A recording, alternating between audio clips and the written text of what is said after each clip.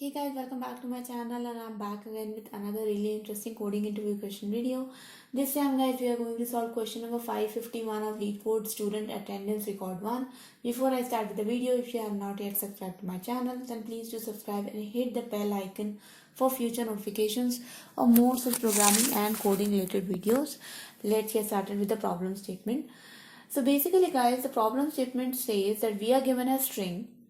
So for example, the string is like this, which is having all uppercase letters, and the letters are essentially P, L or P, where P means the student was present on that day, L means the student was late on that day, and A means that the student was absent on that day. Okay, so we have to return true for that student who was absent for less than 2 days and who was consequently late for less than 3 days. Okay, so for example, in this case, the student was absent for 1 day and was consequently late for only 2 days. So that's why the record for the student is good and we can give him an attendance award. That's why the answer is true.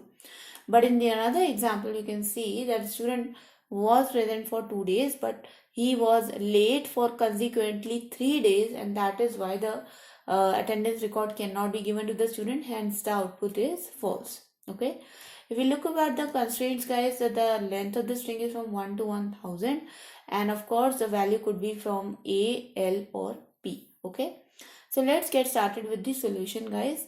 So for this particular problem, we are just going to go through the entire string and find out if any of these conditions are successful or unsuccessful. Okay, so first of all, we have to count the number of absents. So let's take the absence value as 0 initially.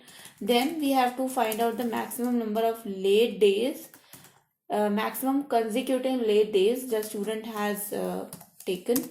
So initially it is going to be 0, and obviously we have to maintain a late days variable, which is going to be the temporary variable to calculate the consecutive late days. Okay.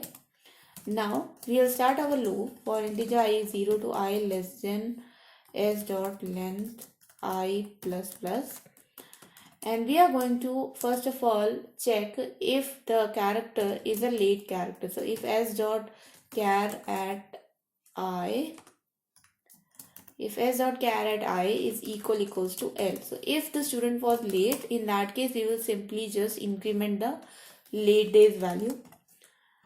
In case the student was not late, then the student could be absent or the student could be present. Okay, in both the conditions guys, we have to make the late days variable to 0 and update the max late days to the maximum value between max late days and late days. So math dot maximum of max late days and late days, because if the character was L, then if it continues to be L in the next loop, we'll keep on incrementing the late days variable. But if the character is not L, then we will just assign this late days variable to the maximum late days. Obviously taking into consideration that this should be greater than the original value, and we'll make the late days value to 0. So we are just resetting it, right? Also, if in this case, if the student is not late, then the student could be absent, right? So if s dot char at I is equals to absent, then in that case we'll just increment the absence value. Okay. Now in the end guys, once this if else is completed, once this whole for loop is completed, we will again check the max late days condition. So in case the number of late days, the max of late days are in the end. So for example, in this case, all the 3 else are in the end of the string. So obviously we will never come across this else condition and our max late days will never be updated. So in that case, we will update the maximum late days again in the end of the for loop here, so that our maximum late days value could be updated with the maximum original value and the late days value. And finally, we are just going to return our result. So the result should be that the maximum late days must be less than 3 and the absence value must be less than 2. So that should become our conditional answer. Let's run this code just to see if this works with our sample test case. And you can see that the result is accepted. Once I submit this code, it should be accepted for other examples as well. And there you go, guys. You can see that this solution is accepted. If I talk about the time complexity of this solution, guys, obviously the time complexity is order of n, because we are going through each and every record once. So the time complexity is order of n. And if I talk about the space complexity, then the space complexity is order of 1, because we are not taking any extra space here.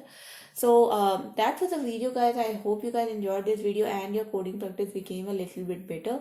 If it has, guys, then please do not forget to subscribe to my channel and hit the bell icon for more such programming and coding related videos notifications. And like this video, share this video with your friends as well.